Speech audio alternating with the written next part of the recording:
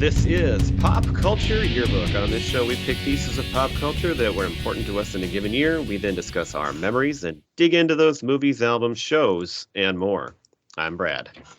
I'm Pete. And I'm Giff. I put the emphasis on shows that time because we're going to talk about a show tonight.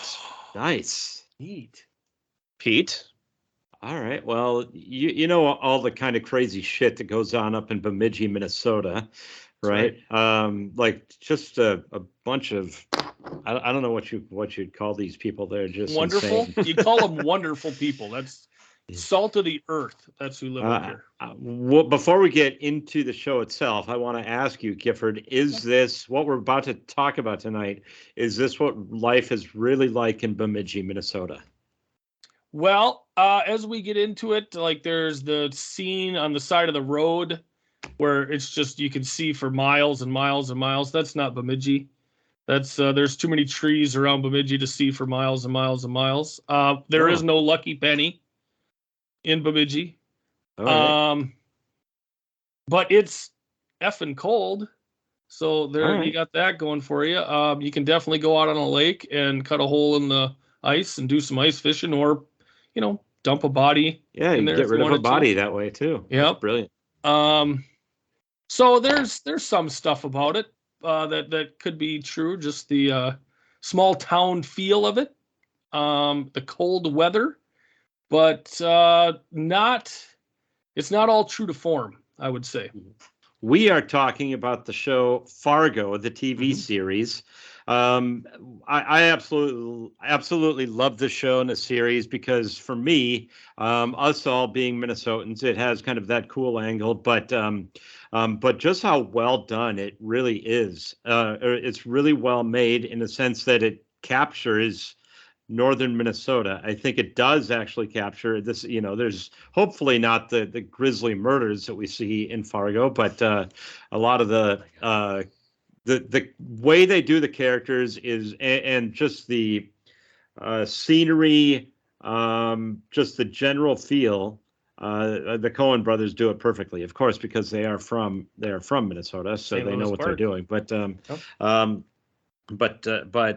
the characters in the show are also quirky, and they all have that little Minnesota nice flair to it. At the same time, they're murdering people, and that's what makes it so funny. And in a grisly fashion, nobody just outright dies. There's always a lot of blood. And to be fair, one of our main characters in this season, Melvo, I would argue is not from Minnesota. The guy who's really doing a lot of the carnage is not from Minnesota. We've got some fellows who come over from Fargo. Fargo's in North Dakota, not Minnesota. So a lot of the murders are done by people not from Bemidji or Minnesota. One of the things I loved was with this series is the second season is set in southwestern Minnesota around Laverne, where we're from, where we grew. I mean, we didn't grow up in Laverne, but closer to that part of the state. So for me, watching this,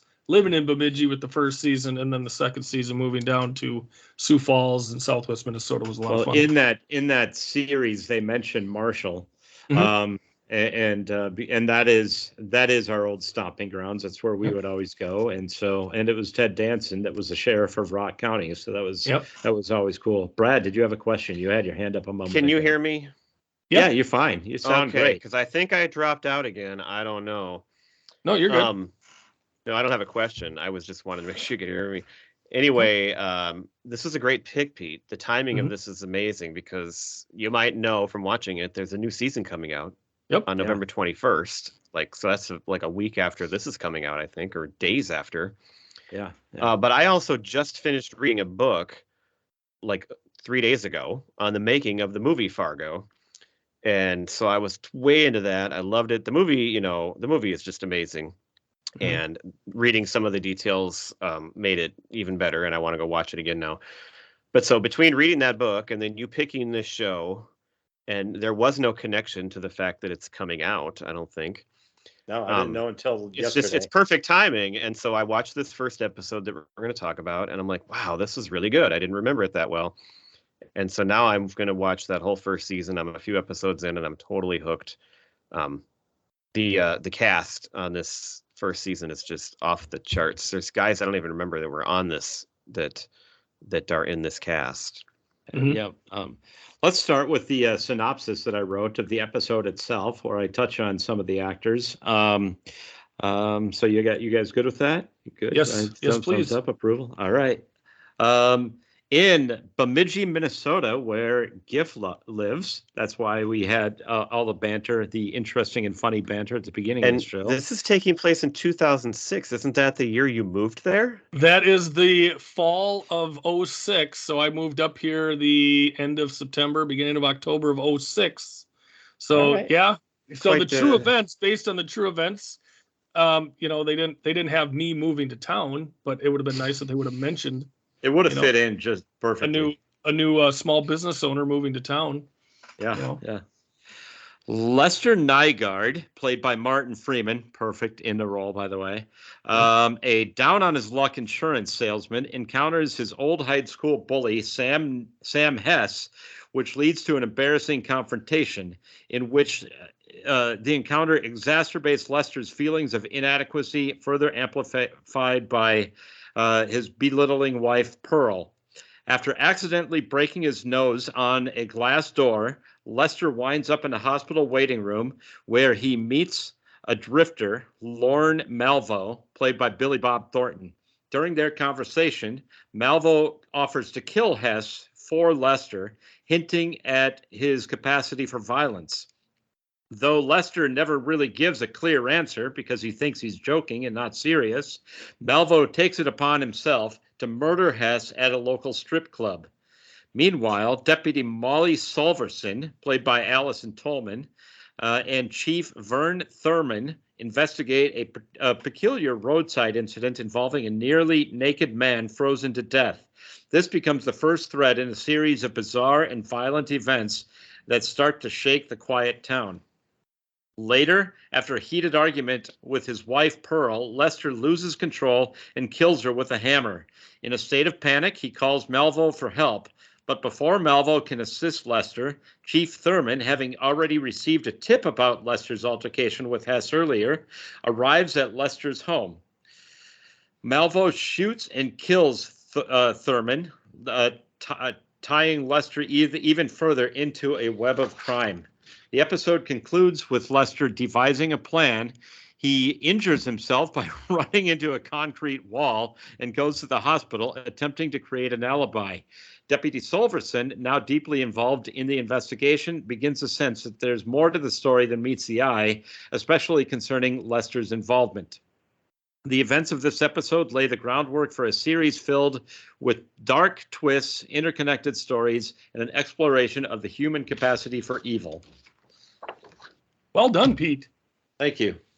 Makes me want to watch.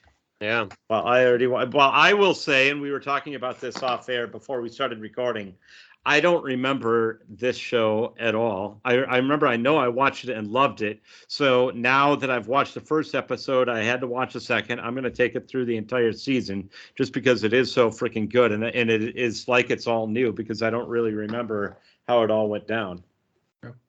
And the nice thing is, since every season is its own thing, you can just watch one season and then you don't have to keep going if you don't want to, or you can decide if you want to keep going. So it's easy for me to say I'm going to watch the first season because I can get through that. They're very loose connections between the seasons, but you don't have to. Well, if you're you have to be kind of paying close attention really to even get the connections. I feel the first and second seasons were most closely tied because you have Molly's dad, Lou, is in the first season as an older man, and he is one of the main characters in the second season as a younger man. Molly is in the second season as a little girl. Oh, see, I forgot. It's a prequel, and I don't remember any of that. Yeah. And you've got references in this one to what happened in Sioux Falls in the past, and the second season covers what happened in Sioux Falls. So the first two seasons, I feel, are pretty tied together quite nicely. And I also feel that those are the strongest two seasons of the Yeah, four. for sure. I liked the third and I got through it, but it ended weird and like it was like it was almost a chore watching that season. And then the Chris Rock season, it was not his fault, but I couldn't even get through the first episode. It was I was tough for done me. I with got it. through like 2 episodes. I'm like, this isn't even Fargo to me. So hopefully this new season will be really Yeah. good since there's been such a break. You For me, mentioned that oh, go ahead. well, you mentioned that Bemidji doesn't look like that, Gifford, but my first note here is I love that all that desolation and snow and how it mirrors the movie and how the movie starts Yes. with the first episode and the great Mhm. music playing. So it may not look like Bemidji in your view, but it's still it's a beautiful like shot and it sets that scene and it brings you back to the movie too. Because the show and the movie don't really connect very much, but No, I but actually thought the whole it made me part- think of where we grew up in Southwest Minnesota, like the snowy roads, just a wide open. oh yeah, we had stuff That's like that. exactly what it looks like. Right. The whole west side of the state looks like that. Yeah. It's just we have more forest and trees. This was filmed up in Canada, so it's a little more open spaces there. So around Calgary, but one of the first things I thought with this opening sequence with Malvo driving in the car, and right away you get a little bit of a jump scare because he hits a deer. You're driving at night and all of a sudden a deer comes out of the ditch and wham. I will give him credit because he did not veer for deer. He ended up in the ditch, but he ran straight into it, so that's good. You don't want to swerve when a deer you're goes in supposed front to of you. do. Yes. Yes, so don't veer for deer, kids. Remember that. I didn't know that. Yeah, because then you can end up a real bad spot. So, this show just starts with, this Lester, our one of our main characters, and he is just continually beaten down by his wife, who again she has a line in here. Guess I married the wrong Nygaard. Does that remind you of anything? That's Love Actually. Well, what I thought of at was the end, married the wrong hard, Englishman. Walk hard and walk the line. The wrong kid died. Oh yeah. No, but I did the Love Actually reunion here with Martin Freeman and Billy Bob Thornton. I wrote that down, and you mentioned Martin Freeman was perfect, Pete, and I agree. He is so good, and the guy, he shows this versatility because he's English and he was in the English he's office. a British guy. Yeah, and he plays this Minnesota role just perfectly. Well, and he's so good at actually taking. I said that. Oh, sorry. That was the reunion. Him and Billy Bob Thornton. Oh yeah, yeah. He was the president. I forgot Billy Bob was in the damn movie. By the way, we have an episode on Love Actually. Excellent. But he's got that perfect personality to get beaten down by his wife like that and take it, and like you can feel bad for him, but he's so pathetic at the same time. He does it all just great. Well, and when he meets the dad and the kids too, because those kids, man, wow, are they something else? Well, that's one thing I didn't care for in this show was that everybody in Bemidji is a complete either a jerk or stupid. So not Molly and people from Bemidji that are both right. Molly and the chief, Molly and Lou aren't right, but Bill, who is played here by Bob Odenkirk, which I completely forgot. I didn't even know he was in this. Well, and this is a huge year excellent year for him because he was in the first season of Fargo, and then the very next year, Better Call Saul starts. Yeah, I was going to say that must have started right around this time. Started in Breaking Bad just ended. Yep. So he was having a heck of a run here in 2 unbelievable shows. But that was one thing I wanted to say. Not everybody in Bemidji is either mean or stupid. Well, it's kind of the way Minnesotans are portrayed in the whole time in all these in the movie and everything, and that's why a lot of Minnesotans took offense to it because they couldn't laugh along. Sure, but unfortunately, the thing is, it is that Minnesota personality that Bob Odenkirk plays perfectly, because one of the key points of the storyline, at least in the first couple of episodes, is that he cannot believe, he knows Lester from high school, and he just doesn't want to investigate him because he's got that Minnesota nice in him that he just doesn't want to go down that road. Well, even because he thinks Lester is such a baby that he can't, he doesn't even respect Lester. You can tell he feels so sorry for him. Yeah. Right. Yeah, because he He thinks always he's is pathetic. referring to him as poor Lester. Yeah, that's part of So that Minnesota. this scene in the waiting room in the hospital, I absolutely love because you've got Melvo, who is almost the he's the Lester's alter ego. If Lester could do what he wants to do and be who he wants to be, he would be Melvo. He would kill Sam Hess. He would absolutely do that. He would take control of his life, not take guff from anybody anymore. And I love this scene because he plays humiliation so wonderfully. How he kind of does the nervous laugh every time Melvo says something about his manhood, and how he needs to stand up for himself. And I also compare Melvo's personality to that of your favorite guy in Inglourious Bastards, in that beginning scene where it's just Christoph Waltz, where it's just, you can just feel the malice in him, yet he's calm, he's soft spoken. Yep. But that this is an extremely dangerous person in a land of sheep, and he's just going to wreak havoc. So I love the scene where the dad bullies him with the kids. Those kids are just, they are the biggest idiots. And I love how no matter what one says, the other one has to repeat it. And they always repeat the same thing back and forth.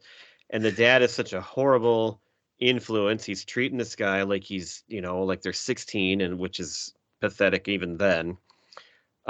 But again, the reaction of Martin Freeman is just perfect. Like he's trying to kind of giggle along and laugh, and he's trying to get away, and he wants to stand up to him, but he can't do anything about it. And it's just it's kind of cringy just to watch that and to see this guy that can't do anything.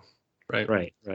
Well, and it's not only Sam Hess and his wife that beat him down. It's also his own brother Chaz. Oh yeah, I wrote down everybody in this family is just awful to him. His brother says that when people ask if how his brother's doing, he's told people that he's dead because he's so ashamed of his older brother.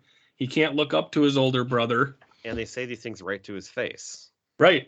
And and Lester always comes back with a or like, hey, kind of like, take it easy a little bit. He can't just say like, shut the hell up. Like, I'm doing the best I can. The other thing that drives me nuts about Pearl is she constantly is asking for all these great things. Does she have a job? Go out and get a job. It's 2006 here. Like you don't need to be a stay-at-home mom. Like, you don't have kids. So it's like, go do something with yourself. And, yeah, she just absolutely drove me nuts. And of course, in this in this first episode, we've got, the naked guy who ends up dead. We got Sam Hess, who ends up dead, and we're happy about that. Is anybody sad when Pearl gets knocked off? No, not at all. We don't know the naked guy, so that's no big deal. You're like cheering for you're Lester. Cheering for it. Well, and you don't like Lester either. That's the thing. It's one of these shows where you don't like anybody.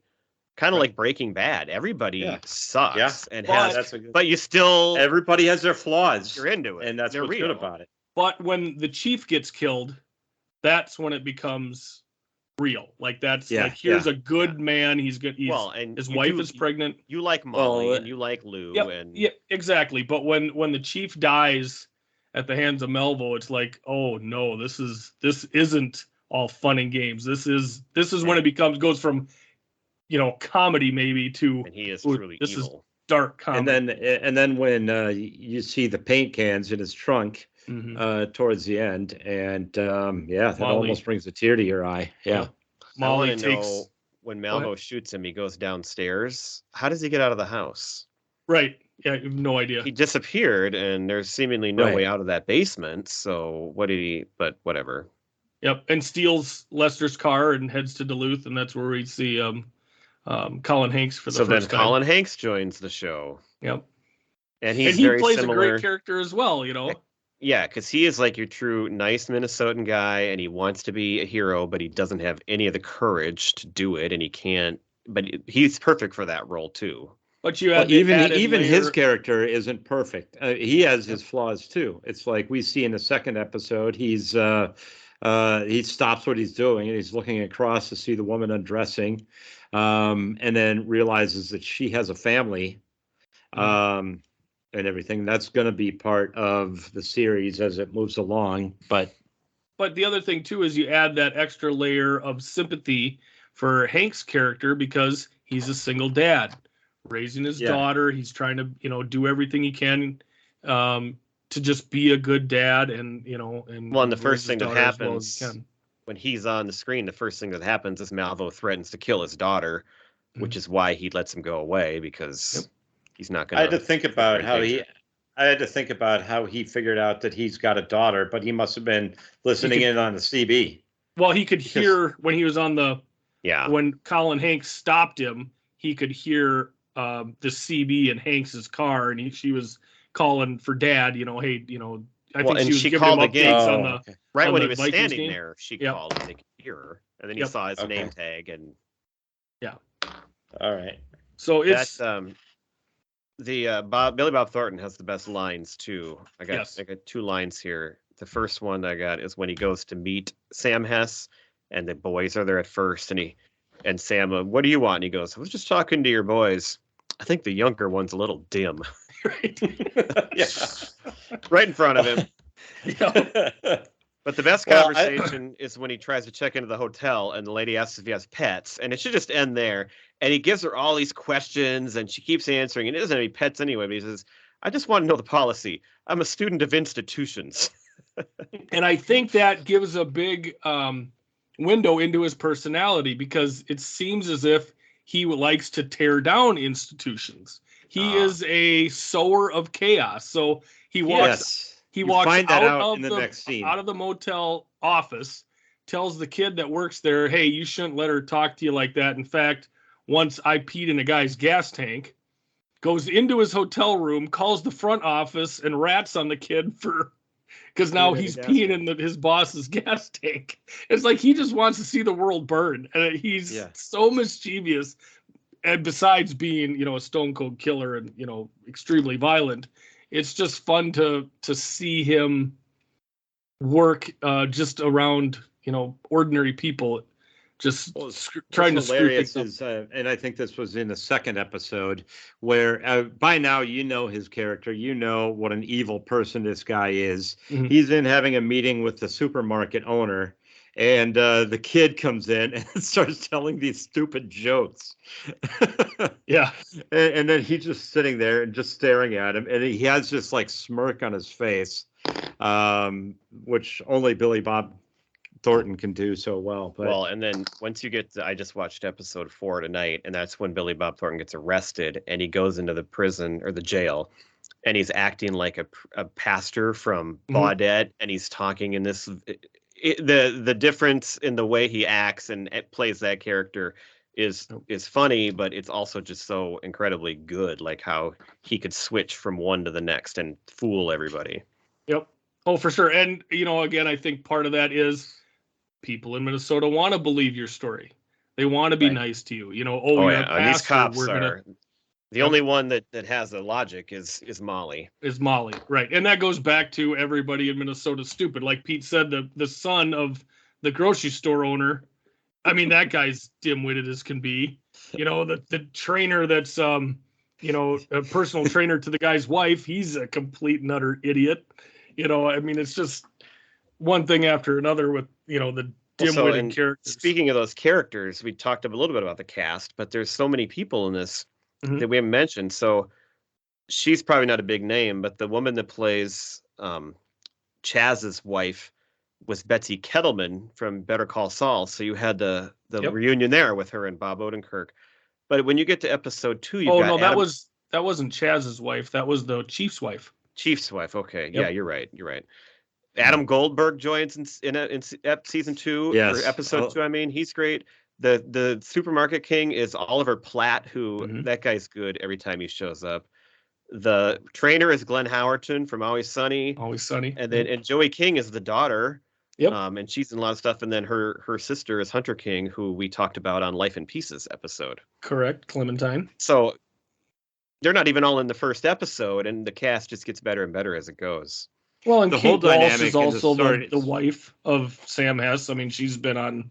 Oh, She's had her Civil own War, yeah. TV series, or something. She's The Fugitive. No, I'm getting my shows mixed up. Forget it. Sorry. She's on some private practice or something. Yeah, think was yeah. her I show. know. Yeah. I'm thinking. Well, of and a Keith different episode. Carradine plays Lou. Everybody knows Keith Carradine, and he's outstanding in this. So yeah, the cast is absolutely wonderful. One thing, going back to the motel scene, the car that the kid was pissing into the gas tank was a red Chevy Cavalier. Oh, I again. owned a 1992 red Piece of shit. Chevy Cavalier. Just That's like right. Jon It could have been the Favreau. exact same one. I loved that car.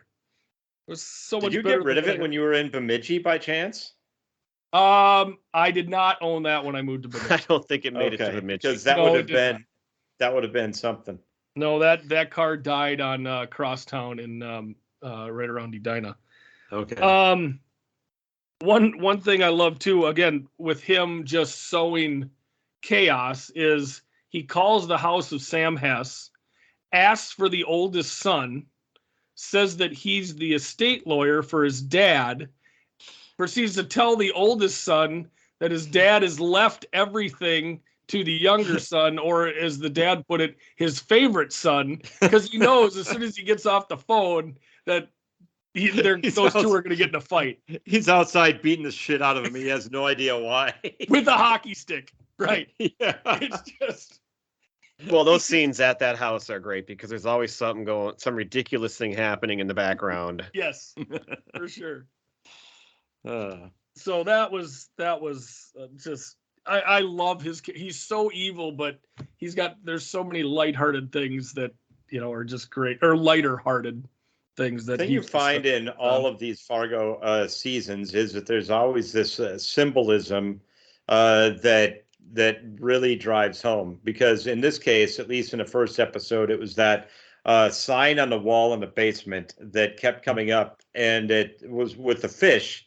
And the one fish is going in the opposite direction, and it says, "What if you're the one who's right and everybody else is wrong?" And so that's what keeps coming back to Nygaard, and that happens all the time in Fargo, and I love it. Right. Well, Yeah, go ahead. No, go ahead. Well, and I spoke a little earlier about the scene in the waiting room of the hospital between Melvo and Lester. And you can just tell the malice in Melvo's voice. But then you have the exchange at the end of the episode that we hinted at between Melvo and Grimley. And I mean, you're praying that Grimley, the officer played by Colin Hanks, makes it out of there alive. I mean, I honestly thought that Melvo was just going to pull a gun on him and shoot him right there. Like you're hoping to God that he makes it out of that exchange. Yeah, it's very You never intense. want to get too attached to a character in Fargo. And that's why you understand why he lets him go, because you can feel that this guy could kill his daughter, could do anything he wants. And so even though he's a cop, it's like you don't even fault him. No. I thought, so after that, the episode ends with a Molly and Lou, dad and daughter relationship, which is really nice and you like them, but it just leaves me with that ominous feeling that something bad's going to happen here. Even though these are the two nice characters, something bad's going to happen in this series. One of these two for sure, probably the dad because he's older, but and I can't remember if that does happen. It probably does, but like right away, that's what I thought, is they're setting this up to don't get too attached, because it always has an ugly turn. Well, and I'm going to give a little spoiler here on the episode, but there's a point in the season where Melville, he gets away, he's fine. Lester is pretty much cleared of all wrongdoing for the murder of his wife, and there's a time jump. And Lester's doing great. He's remarried to his coworker from the insurance company. He's at an award ceremony, and he's winning an award for most sales or whatever in this insurance company. And he's gotten out scot-free, and he happens to go to the bar, and he happens to see Melvo in the hotel bar, and he can't leave well enough alone. He's gotten away with it. Everything's fine. and he has to go over and talk to Melvo, and then everything just gets geared right back up again after that exchange. It's absolutely nuts. You think everything's fine, and then nope, not so much. So it's an exciting season, and the cast is amazing. The acting's amazing. Well, and I love how, it's different. The Coen brothers are connected to it, but like they didn't write it and direct it, but the show does such a good job of keeping that mood and that vibe from the movie while creating its own world and thing. But it's really well done, and I love. I forgot what I was going to say. Pete, your turn. I didn't know I'm we were old. taking turns. I'm old. I drew a blank. No, that was good. What you were saying there, I loved it. Well done. I didn't know I was having a turn. Oh, what I was going to add is that I like the show, like especially these first few episodes, and I'm sure it's going to get darker. But while it has the darkness and the violence and all that, it feels, I don't know if funny is the right word, but a little funnier than the movie. Like the character, a little quirkier. The movie is quirky. The movie is quirky as it gets, but the show almost feels a little bit quirky beyond that. And I like that it almost loosens that tension a little bit. But you know it's going to hit. You have the introduction of Key and Peele halfway through the season. Okay, hang on. I'm not there. Okay, I'm just giving saying, away everything. That brings the comedy to a whole nother level. And there's this awesome scene where they're staking out. I forgot they were in it too. A cop shop, and Melvo, they're talking in the car, and Melvo's just running through this police station, killing everybody, and they're supposed to be on the lookout for him. It's so dark, and it's so funny and so well at the same time. Yeah. These two idiots arguing with each other in the car while this massacre is going on in the building they're parked next to. It's outstanding. Please watch this this show. It's so good. Yeah. So hopefully that gets people to remember, or if you didn't see it, to go watch it, because it's definitely it's on Hulu right now. Yeah. Yeah. And if you watch, like a lot, we did Breaking Bad, and if you like Breaking Bad and Better Call Saul and this show is right in that same sort of category. Even if you didn't like the movie or whatever, I would say the comedy is definitely more so than Breaking Bad or even Better Call Saul. I think there's a lot more comedy in this one.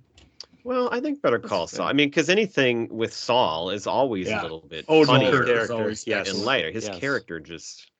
Mm-hmm.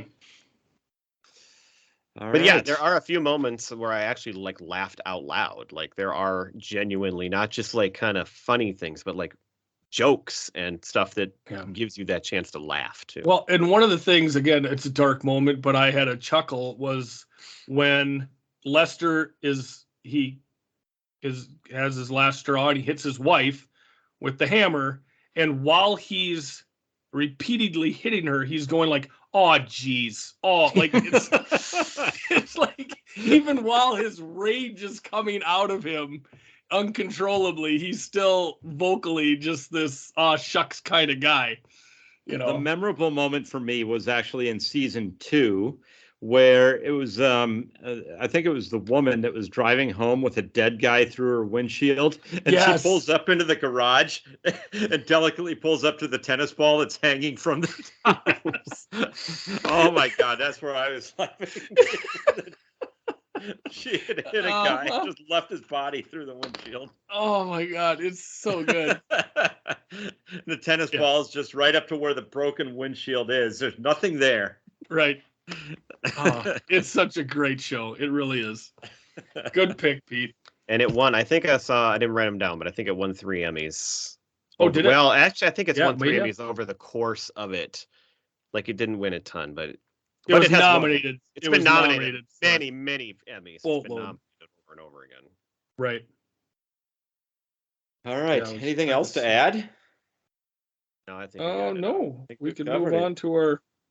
So what we've decided to do, because we love Minnesota and Fargo is as Minnesota as it gets, we said, let's do a draft of our top Minnesota pop culture anything.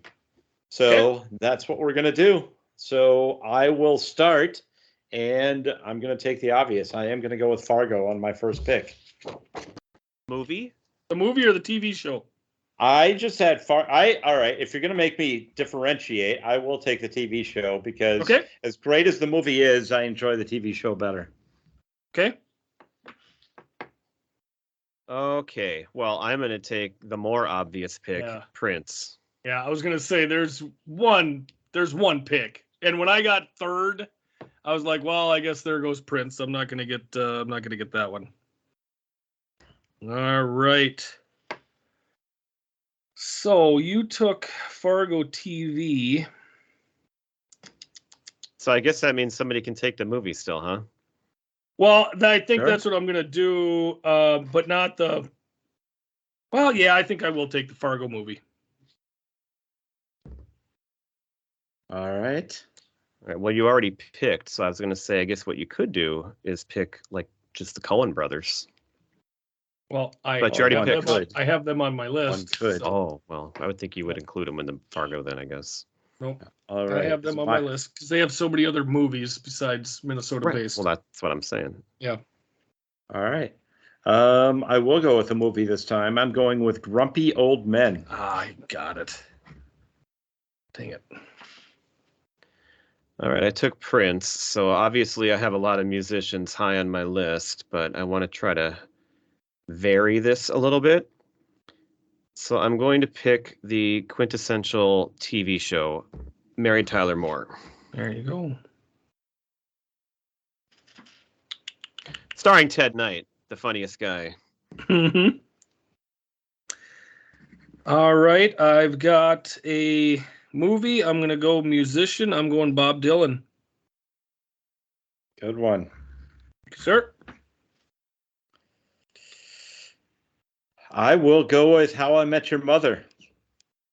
I was wondering if you guys would have that on your list. I had Marshall Erickson on my list. Really good. Yeah, you can't pick that now.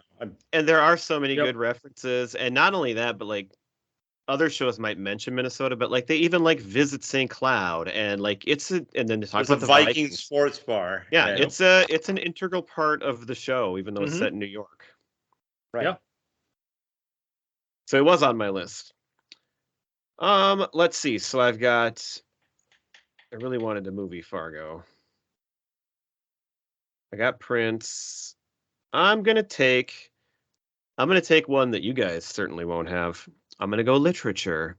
F. Scott Fitzgerald. Nice. The great American author. Literature. From St. Paul, The Great Gatsby. Named a cat after it. You mean a dog? I mean a dog. Sorry, there was an animal in there somewhere.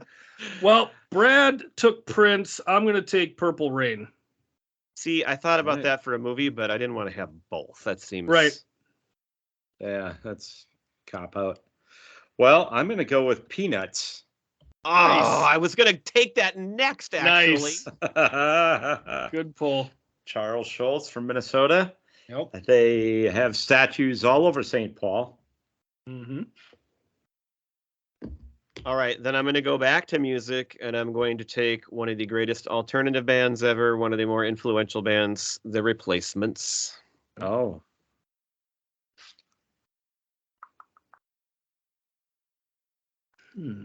I'm not picking just my favorites this time. I'm picking the biggest Minnesota things. There you go.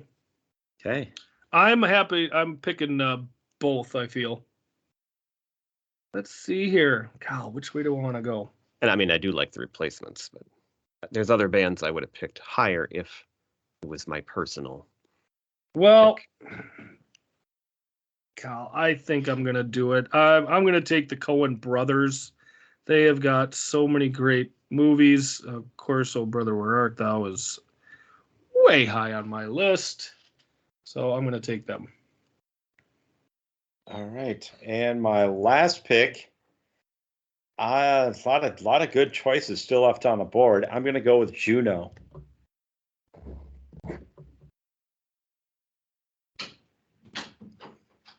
Juno. Great movie. All right, so I don't have any movies on my list yet. I didn't really want to pick this one because I wanted to keep it more. No, I'm not. I've already got two musical artists. I don't know, whatever. I'm going to take the movie Beautiful Girls, I guess. It's not in Minnesota, but it is set in Minnesota. Filmed. And I had it on my list. I mean, it's not set in Minnesota, but it's filmed here, and it looks Minnesota, and it feels Minnesota. And even though that podcast I was on didn't like it, I love it. Yep. And I think it's just a great picture of a Minnesota winter, and I love it. So, Well, that way I have a movie on my list. There you go.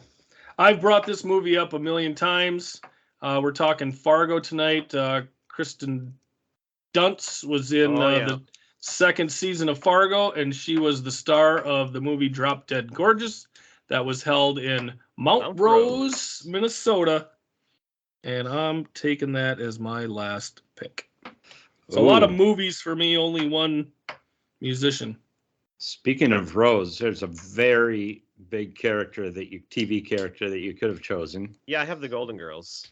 Golden Girls, yeah. The reason why I would have put How I Met Your Mother higher is because the Golden Girls referenced Minnesota a ton, but it's not like it really. Yeah. They're not visiting. Yep. But you could. I guess you're right. You could just pick Rose and Island. That would have been. Yeah, I would have allowed it. I had the Golden Girls, all of them. I'm going to run through what else I had on my list. Everybody's done drafting, right? Yes, We're sir. Done. So I had Mighty Ducks. Yep. Coach. Mystery Science Theater 3000. Nice. Untamed Heart.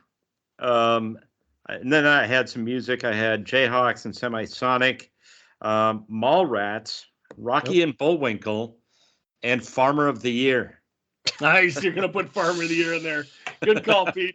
Have you guys seen that? No, it's not on anything. I can't get it. You can't watch it. It is now. It is now. You can watch it on I think it's Prime for like $2 or something. Are you like kidding? That. Okay, well I'll check it out. You can buy it. $2. So to most people who have no idea what you're talking about, Farmer of the Year is a movie from a few years ago that was actually filmed in Tyler, Minnesota, where we grew up. And some of us grew up. So it was a real Hollywood movie, like Tommy Wiseau would say. And it starred the guy that played Bernie Barry from Corbin. Weekend at Bernie's, Barry Corbin, and the guy that was on No Country for Old. That's Barry Corbin. Or Barry Corbin. But who was in a movie, but that's not. Was he? Yeah, I'm trying to think of Terry Kaiser. Terry Kaiser was the guy who played. Weekend at Bernie's. Weekend at Bernie's. Yes, they were both in the movie. Yep. And my dad was the mayor, and he did a lot to help bring that movie to Tyler. So awesome. All right. I got a couple extra. Okay. You want me to go? Okay. Go ahead. Well, I got Gear Daddies. I'm gonna put that one in there. Grumpier Old Men, as well as Little House on the Prairie. Judy Garland was born in Grand Rapids, Minnesota. And I also had the movie Miracle, which a lot of that, the training, the coach, a lot of players from the University of Minnesota. So I had the Miracle on my list as well. By the way, I'm looking it up. You can watch Farmer of the Year on Apple TV and Amazon Prime Video for $3.99. Okay. Oh, no, it's doubled. It's doubled in the last 5 minutes. You said $2. Right. Yeah. I couldn't decide on my last pick between Semisonic and the Jayhawks. So you mentioned them already, Pete. So I just didn't pick either one. My other band that hasn't been brought up is Soul Asylum. Yep. They need a mention. What do we got? Bob Mould is my other musician from Husker Du and Sugar. Oh, I have another band, Hippocampus, a current great band that I love and my whole family loves. And you've hit everything else. That's it. You've hit everything else I had. I had Peanuts, Charles Schultz, Golden Girls, How I Met Your Mother, so on. Hey, Gifford, what is the greatest band ever from Minnesota? It's Preacher Row. All right. Yeah. Well done. You get those every time. All. Well. All right. Thanks for listening, everybody. Thanks. See you later. You betcha.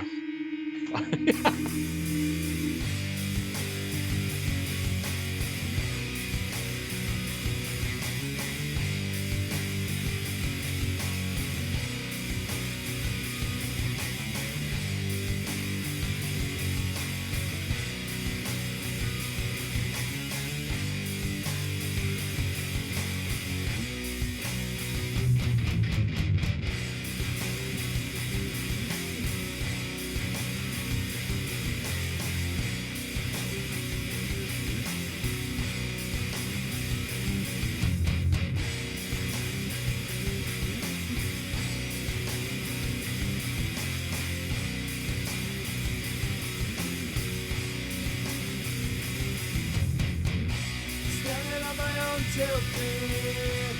No one's here to comfort me. Sorry for what I have done. Sorry that your son is gone. 7 steps and it will be my last. And start to me on my back. I turn and I look to you. I'm scared but there's nothing I can do.